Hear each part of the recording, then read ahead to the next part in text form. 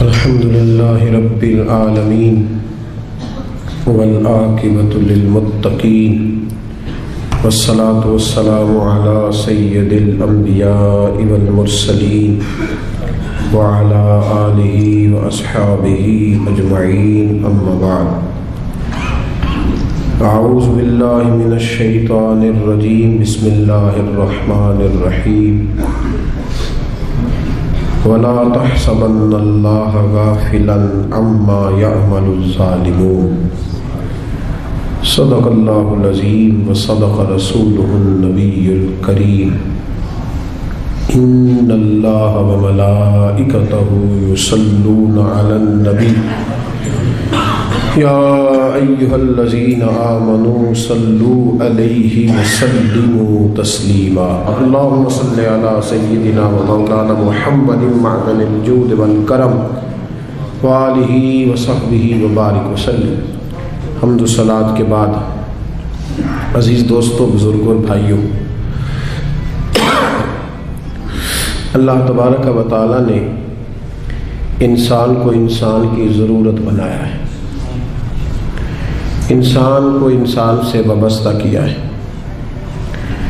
اور اس کو یہ حکم دیا ہے کہ اگر کچھ لوگ تیرے ماتحت ہوں، تیرے زیر دست ہوں، تو انہیں ان کے ساتھ کوئی زیادتی نہیں کرنی، کوئی ظلم روا نہیں رکھنا۔ اگر اللہ اپنے فضل سے، اس کی تقسیم ہوتی ہے نا، کسی کو چھوٹا بناتا ہے تو کسی کو بڑا بناتا ہے، کسی کو مالدار بناتا ہے، کسی کو غریب بناتا ہے، یہ اس کی حکمت کے تقاضے ہوتے ہیں۔ فرمایا کہ اگر تجھے میں صاحب اختیار کروں یا صاحب اقتدار کروں، یا میں اپنی حکمت کے تقاضوں کے تحت کسی جگہ تجھے کسی پر کوئی فوقیت یا کوئی قبضہ عطا کروں، تو تُو نے ظلم سے بچنا ہے، کسی کے ساتھ کوئی زیادتی نہیں کرنی۔ اسلام اس قدر زیادہ اس بات کو ناپسند کرتا ہے، تکلیف دینے کو، ظلم کرنے کو، کہ نبی کریم علیہ السلام نے فرمایا کہ اگر تمہارے پاس کوئی شخص سویا ہوا ہو، تم نے اونچی آواز میں قرآن پاک کی تلاوت بھی نہیں کرنی، تم نے ذکر بھی اونچا نہیں کرنا، جس سے کسی شخص کو کوئی بھی جسمانی، روحانی، اعصابی تکلیف پہنچے، وہ کام نہ کرو، اس سے بچو۔ اگر انسان ساری زندگی صرف اپنے آپ کو سیف کرنے کے چکر میں رہے اور پھر یہ پروگرام بنا لے کہ اگر میں نرم پڑوں گا تو پھر میرا لوگوں پہ رعب کیسے قائم رہے گا، اگر میں تھوڑا سا ڈھل جاؤں گا تو لوگ تو اس کا ناجائز فائدہ اٹھائیں گے، تو بھئی لوگ تو اٹھائیں گے۔ نبی کریم صلی اللہ علیہ وسلم نے فرمایا، یہ جامع ترمذی میں موجود ہے، حضور علیہ السلام فرماتے ہیں مومن نرم دل ہوتا ہے، لیکن سامنے والا اسے بیوقوف سمجھ لیتا ہے، حالانکہ وہ نرم دل ہوتا ہے۔ لوگ سمجھتے ہیں کہ شاید اسے ساری باتوں کا پتہ، ساری خبر ہوتی ہے، وہ جان رہا ہوتا ہے، لیکن چونکہ اللہ نے نرم دل بنایا، اب وہ کیا کرے؟ میرے بھائی، کوشش کریں کہ سامنے والا اگر زیادتی پہ اتر آیا ہے تو پھر بھی آپ اس کے جواب میں کوئی زیادتی نہ کریں، اپنی زندگی میں کانٹے بونے سے بچیں۔ قرآن پاک میں اللہ تبارک و تعالیٰ نے سورہ ابراہیم کے اندر اس بات کو بیان فرمایا۔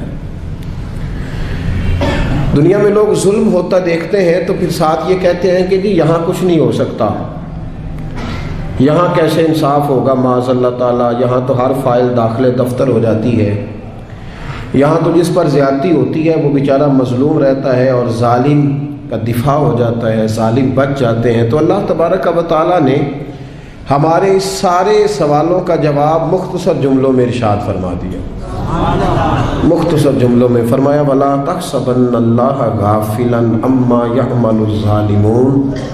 فرمایا یہ سوچنا بھی نہ، یہ گمان بھی نہ کرنا کہ اللہ ظالموں کے کاموں سے بے خبر ہے، یہ گمان بھی نہ کرنا، سوچنا بھی نہ، تمہارے عاشیہ خیال میں بھی یہ بات نہ آئے کہ اللہ ظالموں کے کاموں سے، ہاں انما یؤخرہم، اللہ انہیں تھوڑی مہلت دے رہا ہے، لیوم تشخص فیہ الابصار، اس دن کے لیے جس دن آنکھیں کھلی کی کھلی رہ جائیں گی۔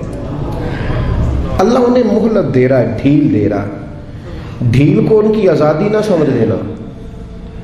اللہ کو تم نے گمان بھی نہیں کرنا۔ ذرا قرآن مجید کی آیت کی ترتیب دیکھیے، فرمایا یہ سوچنا بھی نہ کہ اللہ غافل ہے۔ اللہ تو ڈھیل دے رہا ہے، اور ڈھیل ڈھیل ہوتی ہے۔ ڈھیل میں بلکہ کئی دفعہ انسان زیادہ اپنے لیے آزمائش جمع کر لیتا ہے۔ ظالم جب ظلم کرتا ہے تو وہ بھول جاتا ہے شاید مجھ سے کوئی پوچھے گا نہیں، کوئی مجھ پہ سوال نہیں کرے گا، میں اب ظاہر ہے میں اب اقتدار میں ہوں، با اختیار ہوں۔ اور جب انسان کرسی پہ بیٹھا ہوتا ہے تو پھر چونکہ سارے لوگ اس سے نیچے بیٹھے ہوتے ہیں تو پھر وہ یہ سمجھتا ہے کہ یہ کرسی ہمیشہ قائم رہے، حالانکہ اسے یہ نہیں پتا کہ تجھ سے پہلے بھی کئی کرسی پہ بیٹھ چکے ہیں اور تیرے بعد بھی کئی بیٹھیں گے۔ بھول جاتا ہے آدمی۔ جب انسان کی جیب میں دولت ہوتی ہے نا تو وہ سمجھتا ہے میری لونڈی ہے، اب یہ ہمیشہ میرے پاس رہے گی، لیکن دولت کسی کی لونڈی یہ تو بدلتی رہتی ہے۔ میاں محمد بخش صاحب رحمۃ اللہ تعالیٰ نے کے حالات میں لکھا ہے کہ ایک شخص تانگے پہ بٹھا کے آپ کو اپنے گھر لے گیا، دعوت پکائی، تو تانگا جب گزر رہا تھا نا تو وہ بتا رہا تھا حضرت صاحب یہ زمین بھی میری ہے، وہ والی بھی میری ہے، یہ والی بھی میری ہے، اور وہ سامنے باغ بھی میرا ہے۔ اللہ والے دولتوں سے مرعوب نہیں ہوتے، ان پر یہ چیزیں اثر دنیا داروں پہ اثر کرتی ہیں۔ ہاں کسی دنیا دار نے اللہ والوں کا لبادہ اوڑا ہو تو اس پہ بھی اثر کر جاتی ہیں۔ دنیا دار نے اللہ والوں کا لبادہ اوڑا ہو تو اس پہ تو اثر کر جاتی ہیں، لیکن رب کریم کے بندوں پر یہ چیزیں اثر انہیں کیا لگے اس چیز۔ تو وہ جب باز نہ آیا، کئی بندے مجبور کر دیتے ہیں جواب دینے کے لیے، دل نہیں کر رہا ہوتا، لیکن وہ اس کثرت سے گفتگو کرتے ہیں کہ کئی جگہ پہ بات کرنی پڑ جاتی ہے۔ جب اس نے بہت زیادہ اس بات کو طول دیا نا، وہ بھی میری، یہ بھی میری، فلاں بھی میری، بڑا اللہ کا کرم ہے جی، بڑا اللہ نے نوازا ہے۔ دیر ہو گئی اسے ایک ہی بات کرتے تو میاں صاحب رحمۃ اللہ علیہ بول پڑے، فرمانے لگے یہ بتا کہ اب تو یہ تیری ہے تو تجھ سے پہلے یہ زمین کس کی تھی؟ تجھ سے پہلے؟ کہنے لگا جی فلانے کی۔ تو آپ فرمانے لگے چلو یہ تو تجھے پتہ ہی ہوگا کہ تیرے بعد کس کی بنے گی۔ چپ کر گیا۔ تو آپ فرمانے لگے دانش مندہ دا کم نہ ہی دل دنیا تے لانا، اس بوٹی کئی خامد کیتے۔ دانش مندہ دا کم نہ ہی دل دنیا تے لانا، اس بوٹی تے کئی خامد کیتے۔ تو جو کیتا سو کھانا، کھا جاتی ہے جس کو بھی کرتی ہے، تو کس چکر میں الجھ گیا؟ یہ شوشا، یہ تھوڑا بہت، اور لوگوں کو روب کے اندر رکھنے کی کوشش کرنا، بڑے بڑے لوگوں کے ساتھ تصویریں کھنچوا کے ڈرائنگ روم میں لگانا، فیس بک پہ دینا کہ میرا بڑا روب چلتا ہے، یہ وقتی باتیں ہیں، یہ جھوٹ کا سہارا، یہ پلندہ ہے، یہ فریب ہے، یہ فراڈ ہے، یہ اپنے نفس کو تھوڑی دیر کے لیے مطمئن کرنے کی بات ہے۔ زندگی میں کبھی ظلم نہ کریں، روب نہیں رہتا تو نہ رہے۔ وقتی طور پر اگر ہماری قدر محسوس ہوتا ہے کہ چھوٹی ہو رہی ہے تو نہ ہو، لیکن کبھی بھی کسی کے ساتھ کوئی زیادتی، میرے رسول کریم صلی اللہ تعالی علیہ وسلم نے فرمایا زیادتی نہ کرنا۔ ظلم قیامت کے اندھیروں میں سے ایک اندھیرا ہوگا، قیامت کے اندھیروں میں سے ایک، میری بات کی سمجھ آ رہی ہے آپ کو؟ قیامت کے اندھیروں میں سے بڑے اندھیرے کا نام ظلم حضور نے بیان کیا۔ اور آپ کو پتہ جب اندھیرا ہوتا ہے تو پھر ایکسیڈنٹ ہوتا ہے، جب اندھیرا ہوتا ہے تو آنکھیں چندھیا جاتی ہیں، یہ دھند پڑتی ہے نا پاکستان کی کچھ سڑکوں پر، چیخ اٹھتے ہیں لوگ، چیخ اٹھتے ہیں، اعلان ہوتے ہیں غیر ضروری سفر نہ کرنا، باہر نہ نکلنا۔ یہ عرش کا مالک صرف ہمیں بتاتا ہے کہ یہ تو وہ والی دھند ہے تو چند گھنٹوں کے لیے ہے، اس اندھیرے سے بچو جو قیامت کے دن تمہارے گرد چھا جائے گا، تمہیں خبر ہی نہیں ہوگی کدھر جانا ہے، رستہ ہی نہیں ملے۔ یہ صرف ہمیں دکھایا جاتا ہے، یہ تو ایک ہلکا سے چند گھنٹوں کے لیے ایک معاملہ ہے، اس سے بچو۔ نبی پاک صلی اللہ علیہ وسلم نے صحابہ کو مختلف طریقوں سے، مختلف حکمتوں سے باتیں ان کے ساتھ کرتے تھے، اور پھر وہ باتیں ہمارے فائدے کے لیے ہمارے سامنے آ گئیں۔ صحیح مسلم میں حضرت ابو ہریرہ رضی اللہ تعالیٰ عنہ فرماتے ہیں کہ نبی پاک صلی اللہ علیہ وسلم نے نا صحابہ کے مجمع پر نظر ڈالی اور فرمایا بتاؤ بھئی مفلس کون ہوتا ہے، غریب کون ہوتا ہے، بتاؤ۔ اللہ اکبر. غریب کون ہوتا ہے, مفلس کون ہوتا ہے؟ میں ملک سے باہر تھا تو ایک صاحب مجھے بڑے عرصے سے فون کر رہے تھے آپ یہاں آئیں گے تو ضرور ملیے گا, اور شاید کم لوگ اتنا فون کرتے ہوں. بڑی کثرت سے انہوں نے فون کیا, اور جس شہر میں وہ رہتے تھے جب میں وہاں پہنچا تو جس طرح کو بہت بچھڑا ہوا آدمی ملتا ہے اس طرح وہ درد سے روئے.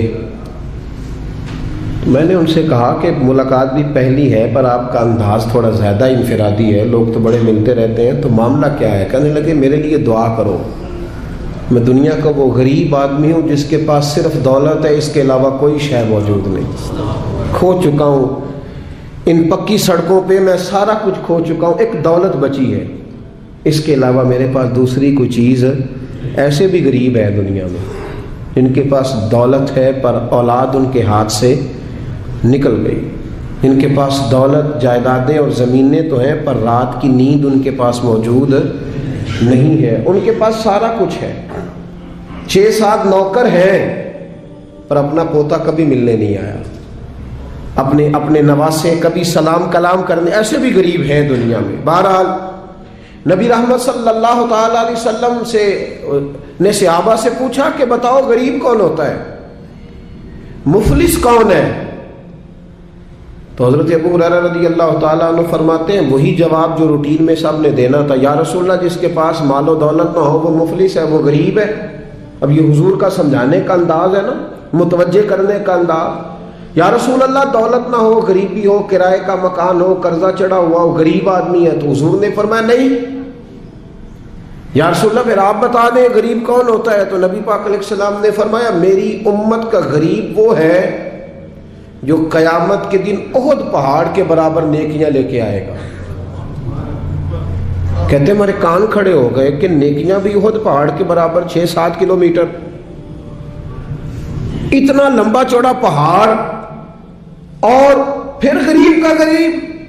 نبی پاک علیہ السلام نے فرمایا نیکیاں تو احد پہاڑ کے برابر تھیں پر اس کی زیادتیاں بھی اتنی زیادہ ہی تھیں, ظلم بھی اتنے ہی زیادہ تھے. جب احد پہاڑ کے برابر نیکیاں رکھی جائیں گی نا تو وہ سارے لوگ آ جائیں گے جن کو گالی دیتا تھا, جن کو گھورتا تھا, جن کو غصے میں تھپڑ مارتا تھا, اپنے آپ کو جلال والا کہہ کے جن کی عزتیں اتار دیتا تھا, جن کو چھوٹا سمجھ کے حقارت کی نظر سے ٹھکرا دیتا تھا, وہ سب آ جائیں گے.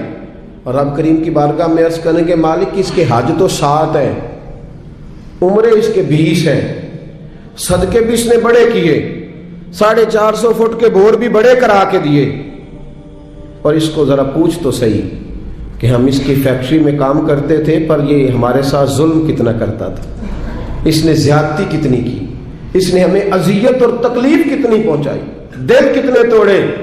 تو میرے رسول کریم صلی اللہ تعالی علیہ وسلم فرماتے ہیں رب کریم اس کی نیکیاں دینی شروع فرما دے گا. وہ جس کو تھپڑ مارا تھا کچھ نیکیاں اسے مل جائیں گی, وہ جس کو درے سے مارا تھا کچھ نیکیاں اسے مل جائیں گی, وہ جس کو گالی دی تھی کچھ نیکیاں اسے مل جائیں گی. وہ نیک پرہیزگار عالم دین جس کی چوک میں بیٹھ کر غیبت کی تھی, جسے برا کہا تھا, کچھ نیکیاں اسے ملیں گی. فرمایا نیکیاں بٹتی رہیں گی, بالآخر اس کے پاس کوئی نیکی نہ بچے گی. پھر بھی اس کے وہ لوگ ابھی موجود ہوں گے جن کے ساتھ زیادتی کی, وہ ابھی ہوں گے موجود.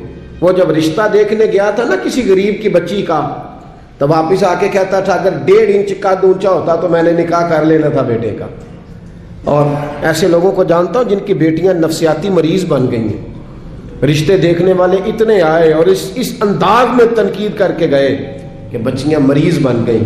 وہ لوگ بھی آئیں گے کہیں گے مالک اسے پوچھ, بیٹے کا باپ اور دولت مند ہونے کا معنی یہ تھا کہ یہ ہر ایک کے ساتھ ظلم کرے. محبوب فرماتے جب نیکیاں ختم ہو جائیں گی تو پھر جن کے ساتھ زیادتیاں کی تھی ان کے گناہ اس کے اوپر ڈالنے شروع کیے جائیں گے, پھر گناہوں کا بوجھ اٹھائے گا. ہمیں تو پتہ نہیں کب خیال آئے گا, لیکن حضرت ابو ہریرہ کہتے ہیں بات ختم کرتے ہوئے میرے نبی کی آنکھوں میں آنسو آ گئے, حضور رو پڑے اور محبوب فرمانے لگے یہ میری امت کا وہ غریب ہے جس کے پاس احد پہاڑ کے برابر نیکیاں تھیں پر اب غریب رہ گیا. اور بھائی تھوڑا سا زبان کا کنٹرول, تھوڑا سا لب و لہجے کا کنٹرول, تھوڑا سا اپنے غصے پہ صبر, تھوڑی دیر کی احتیاط. ہم اذیت دیتے ہیں، تکلیف دیتے ہیں۔ جب ہمارے سامنے والا شرمندگی سے زمین میں گھڑتا ہے تو ہمیں خوشی ہوتی ہے، جب ہمارے سامنے بیٹھنے والا شرم سے نظریں جھکاتا ہے تو ہم اپنا قد اونچا محسوس کرتے ہیں۔ اور جب وقت کا حکمران دیکھتا ہے کہ اب کچھ لوگ رو رہے ہیں، اور جب بڑا آفیسر سمجھتا ہے میں آفیسر کب بنوں گا جب میں اپنے ماتحتوں کو برا بھلا نہ کہہ لوں گا، اور جب ہاتھ میں ڈنڈا پکڑنے والا سمجھتا ہے کہ یہ میں نے کسی کو مارا نہ تو پکڑنے کا معنی کیا ہوا، اور ہاتھ میں بندوق پکڑنے والا کہتا ہے کہ اگر گولی چلی نہ تو اس کو تو زنگ لگ جائے گا، چاہے کسی مظلوم پہ ہی چل جائے، کسی نہتے پہ ہی چل جائے۔ اور یہاں جو حکمران ہوتے ہیں وہ کہتے ہیں کہ ہم تو ابھی صدمے میں ہیں، آنکھ کھلے گی تو بات کریں گے، نہ ادھر ادھر کی تو بات کر، یہ بتا کہ قافلہ کیوں لٹا، مجھے رہزنوں سے غرض نہیں تیری راہبری کا سوال ہے۔ او بھائی، ہم روز ظلم خرید رہے ہیں اپنے لیے، روز زیادتی جمع کر رہے ہیں اپنے لیے۔ میرے رسول کریم صلی اللہ تعالی علیہ وآلہ وسلم نے فرمایا جس نے زمین کے بالشت بر ٹکڑے پر ظلم کیا، ایک بالشت، ایک گٹ، جس نے زمین کے بالشت بھر ٹکڑے پر ظلم کیا، اللہ تعالیٰ قیامت کے دن 7 زمینوں کا توق بنا کے اس کے گلے میں ڈال دے گا، پھر اس کی گردن ٹوٹنے پہ آئے، پھر وہ ہائے ہائے کرے گا، لیکن اسے اس وقت معافی نہیں ملے گی۔ آج موقع ہے وہ معافی مانگے، درگزر کا سوالی بنے، بچے اس ظلم سے، بچے اس جس کو پتہ چل گیا ہے کہ میرا بیٹا اپنی بیوی کے ساتھ درست طریقے سے نہیں رہ رہا، اس باپ کا فرض نہیں ہے اپنے بیٹے کو ڈانٹنا کہ اس نے طرفدار بننا۔ جس کو سمجھ آ گئی ہے، جس کو خیال آ گیا ہے، جس کو اس بات کی سمجھ آ گئی ہے کہ میری بہو کے ساتھ زیادتی ہو رہی ہے یا میری بیٹی کے ساتھ ظلم ہو رہا ہے، تو اگر وہ ساتھ کھڑا ہی نہیں ہو رہا، اور پھر نبی پاک علیہ السلام نے تو ہمیں ہر پہلو پر سمجھایا ہے، میرے کریم محبوب نے تو کوئی ایسی چیز چھوڑی نہیں جو ہمیں سمجھائی نہ جائے۔ اللہ کے حبیب فرماتے ہیں اپنے بھائی کی مدد کرو چاہے وہ ظالم ہو یا مظلوم ہو۔ یا رسول اللہ، مظلوم کی مدد تو سمجھ میں آتی ہے، ظالم کی کیسے مدد کریں؟ تو حضور نے فرمایا اسے ظلم کرنے سے روک دو، یہ تمہاری مدد ہے اس کے لیے، ورنہ جہنم میں چلا جائے گا۔ اس کی مدد کرو، اسے روکو۔ جب لوگ ظلم کر رہے ہوتے ہیں تو کہتے ہیں کیسے پتہ چلے گا، ہم چھپ کے کر رہے ہیں، کون ہے دیکھنے والا؟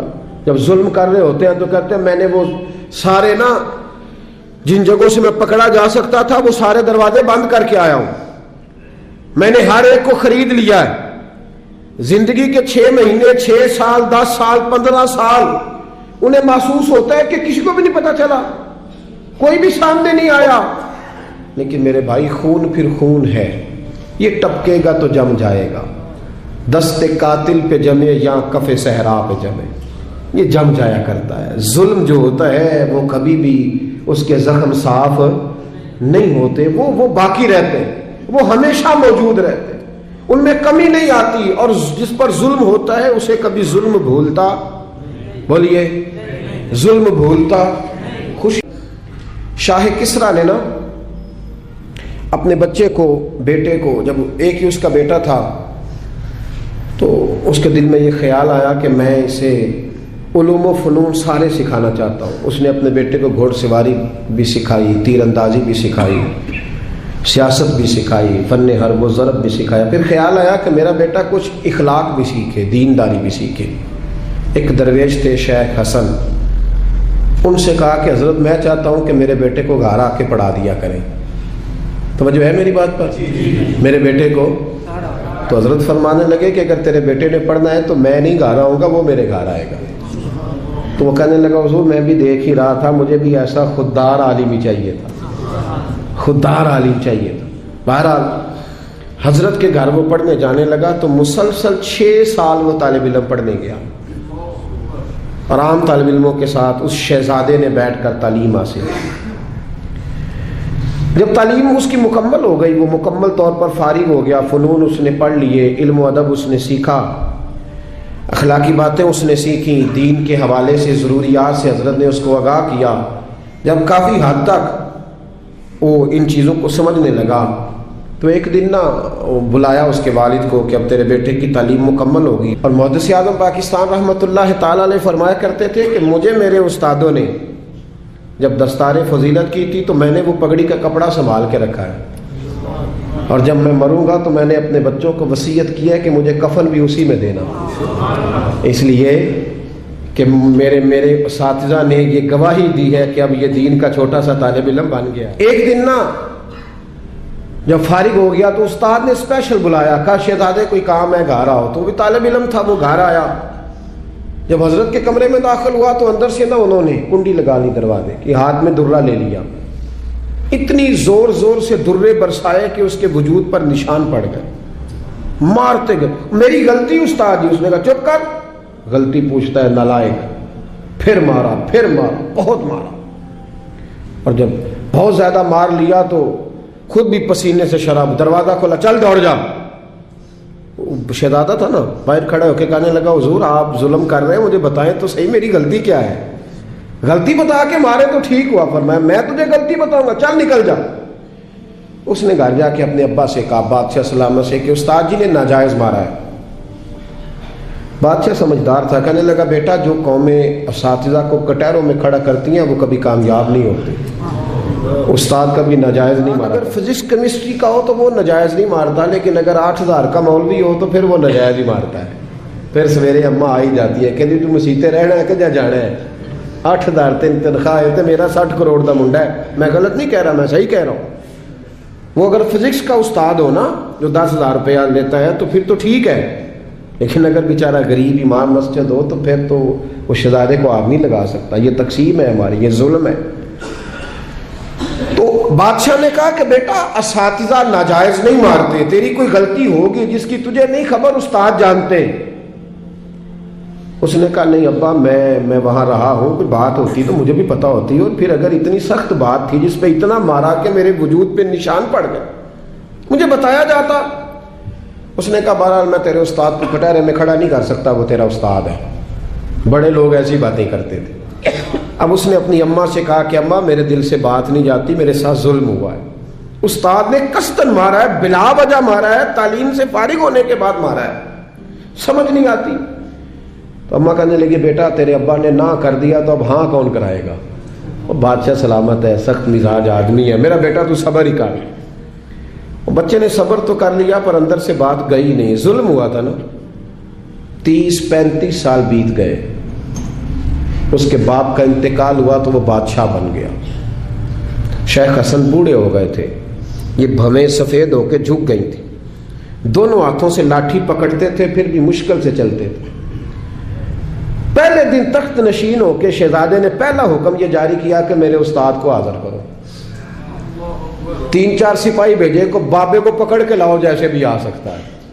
لے آئے, حضرت کو لا کے جب صاحب نے کھڑا کیا تو کہا استاد جی ناراض نہ ہونا, بوڑھے ہیں کمزور ہیں شک کوئی نہیں, پر میں کیا کروں, آج بھی دردیں اسی طرح میری تازی ہیں, سوچتا ہوں تو پھر مجھے اسی طرح جلن محسوس ہوتی ہے, بتاؤ کیوں مارا تھا.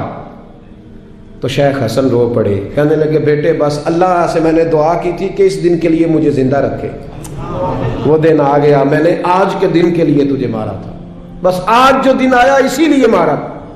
کہا حضور کیا مطلب. اب فرمانے لگے کتنی دیر ہو گئی تجھے مار پڑے ہوئے. کہا 35 سال. آج کیوں بلایا ہے, بھولا تو نہیں نا 35 سالوں میں. کہا حضور نہیں بھولا, تو آج کیوں بلایا. کہا میں آج صاحب اختیار ہوا ہوں تو بلا لیا. تو آپ فرمانے لگے بیٹے مجھے پتا تھا ایک دن تو بادشاہ بنے گا, اس لیے تجھے مارا تھا. ناجائز نہ کسی کے ساتھ ظلم کرنا. اگر تجھے 35 سال نہیں نہ بھولا تو جس کے ساتھ تو ظلم کرے گا اسے بھی قیامت تک نہیں بھولے گا. اور فرمایا آج تو با اختیار ہوا ہے تو تو نے مجھے کٹہرے میں بلا لیا ہے, قیامت کے دن اللہ سارے مظلوموں کو با اختیار کر دے گا. سارے مظلوم با اختیار ہوں گے اور سارے ظالم کٹہروں میں کھڑے ہوں گے.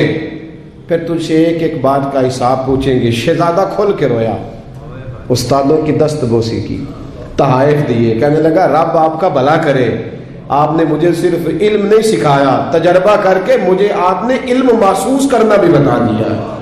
مجھے احساس ہو گیا کس طرح کر کہ بھئی یہ نہیں بھولا کرتا. آپ یقین کریں یہ نہیں بھولتا. کسی کو لوگ گالی دے دیتے ہیں نا, گالی وہ غریب آدمی ہوتا ہے بیچارہ، چھوٹا آدمی، وہ جواب نہیں دے پاتا. لیکن جب اس شخص کے، اس چودھری کے، سیٹ کا مسجد میں جنازے کا بھی اعلان ہوتا ہے تو پھر بھی گالی یاد آتی ہے. ہاں یہ نہیں بھولتی، کیا کرے، ظلم جو کیا ہے، غلط گالی جو نکالی، لوگ جنازہ پڑھنے تک چلے جاتے ہیں. حضرت وہب ابن منبہ رحمۃ اللہ علیہ فرماتے ہیں بنی اسرائیل کا ایک بادشاہ تھا، محل اس نے اپنا تعمیر کرنا تھا. یہاں ہمارے ہاں پتہ کیا ہوتا ہے، یہاں ہمارے ہاں اللہ تعالیٰ خیر کرے پورے کے پورے گاؤں سوسائٹیاں بنانے کے لیے اٹھا دیے جاتے ہیں. یہاں کہتے ہیں کہ ہم باؤنڈری کرنے لگے ہیں، اگر زمین ہمیں نہیں دو گے تو بند کر دیں گے راستہ ہی تمہارا، کیونکہ ہم نے آگے سے بھی خرید لیا اور پیچھے سے بھی. کس نے اجازت دی؟ نبی پاک صلی اللہ علیہ وسلم نے تو کہا جو رستے کا خالی نشان مٹائے وہ بھی لعنتی ہے، جو نشان مٹا دے اور جو رستہ ہی کسی کا بند کر دے. لیکن چونکہ اس کے پاس دولت ہے اور اوپر تک اس کے ہاتھ مل گئے، اب اسے کو منع کر سکتا ہے؟ اور اتنے بڑے آدمی کا تو کوئی نام لے کے بھی بات نہیں کر سکتا، ڈر آتا ہے، اس لیے کہ بڑی لمبی دور دور تک ان کی باتیں ملی ہوئی ہیں لوگوں کے ساتھ، لوگ ذکر کرنا بھی پسند نہیں کرتے. وہب ابن منبہ رحمۃ اللہ تعالیٰ علیہ فرماتے بنی اسرائیل کا ایک بادشاہ اپنا محل بنا رہا تھا، ایک بوڑھی عورت کی کٹیا بھی محل میں آ گئی، جھونپڑی، بیوہ عورت ہے، لاوارث ہے، اولاد کوئی نہیں.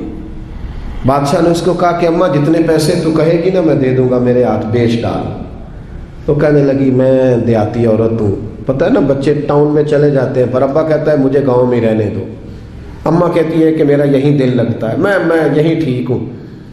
اس نے کہا بادشاہ میں پکا ہوا پھل ہوں، کسی وقت بھی گر جاؤں گی، جب میں مر جاؤں گی تو تیرا یہ ہے، میرا کون سا کوئی آگے پیچھے ہے، نہ اولاد ہے نہ کچھ اور ہے، تجھے مل جائے گا. لیکن میں بیاہ کے یہاں آئی تھی، دل کرتا ہے جنازہ اسی جھونپڑی سے نکلے تو مجھے پڑی رہنے دے، میں تیرا کچھ نہیں بگاڑتی. اس نے کہا وہ نقشہ میرا خراب ہوتا ہے. کئی لوگوں کا نقشہ، ہاں بڑے لوگوں کے نقشے خراب ہوتے ہیں، یہ نہیں پتا کہ اگر ظلم کرو گے تو قبر کا نقشہ بھی خراب ہو جائے گا. ہاں قبر کا نقشہ بھی خراب ہو، کہ میرا نقشہ خراب ہوتا ہے، رستے میں آتا ہے نا تیرا وہ جھونپڑا کچا مکان تو اٹھا اس کو. بوڑھے لوگ بیچارے، کمزور لوگ، اماں اپنے گھر کے ساتھ جوڑ کے بیٹھ گئی. آرزوؤں کا مسکن تھا، تن کا گھر جمع کر کے گھر بنایا تھا. اماں باہر ہی نہیں جاتی، اگر میں گئی تو میرا گھر گرا نہ دیا جائے. لیکن انسان کتنے دن بیٹھ سکتا ہے؟ کئی دن گھر سے چمٹی رہی، آخر ایک دن انسانی ضرورت کی خاطر گھر سے باہر نکلی، چند گھنٹے دور گئی تھی. بادشاہ نے پہلے سے بندوبست کیا تھا کہ جیسے نکل جائے نا تو بلڈوزر چلا دینا، جو اس وقت سہولت تھی، گرانا فٹافٹ. ہم کو پتا جنہوں نے قبضہ کرنا ہوتا ہے وہ تو رات کو دیواریں بنا کے چھت بھی ڈال لیتے ہیں. جنہوں قبضہ کرنا ہوتا ہے نا جی، اور رات میں ہی ساری تیاری مکمل ہوتی ہے، دیواریں چن کے اور چھت بھی ڈل جاتی ہے، تالا بھی لگ جاتا ہے، گیٹ بھی، سب کچھ ٹھیک ہو جاتا ہے، راتوں رات ہی نظام ہو جاتا ہے. فوراً گرا دیا اس کا مکان. اماں چند گھنٹوں کے بعد آئی. حضرت وہب ابن منبہ کہتے ہیں پھر اس نے جو دعا مانگی تو پھر ہل گئے زمین و آسمان. بوڑھی تھی نا اور مظلوم تھی، اور میرے نبی کریم علیہ السلام نے فرمایا جب مظلوم ہاتھ اٹھاتا ہے تو پھر رب کریم اس کی دعا کو ضرور قبول فرماتا ہے. اس عورت نے ہاتھ اٹھائے اور دعا مانگی، کہنے لگی اے اللہ میں تو موجود نہیں تھی پر تو موجود تھا نا، عرش کے مالک میں تو موجود نہیں تھی پر تو موجود تھا. مالک تیرے ہوتے ہوئے میرا غریب کا گھر گر گیا. رب کریم نے حضرت جبریل امین کو حکم دیا کہ ذرا دوڑ کے جاؤ اور اس بادشاہ کا محل اٹھا کے اس کے اوپر گرا دے اور یہ بستی تباہ کر دے. جن لوگوں نے ایک مظلوم کی ساری کٹیاں بہا دی، کہا وہ محل، وہ مستری، وہ ساتھ شامل ہونے والے، وہ انجینئر، وہ ایک ہی جگہ تباہ کر دیے گئے. اور میرے نبی کریم صلی اللہ علیہ وسلم کا فرمان نسائی میں موجود ہے کہ اگر کسی ایک شخص کے قتل میں سارا قبیلہ بھی شامل ہوگا تو اللہ سب کو سزا دے گا. عشق سرکار سے دل جس نے سنوارا ہوگا اس کی قسمت کا بلندی پہ ستارہ ہوگا، اس کی قسمت کا بلندی पे सितारा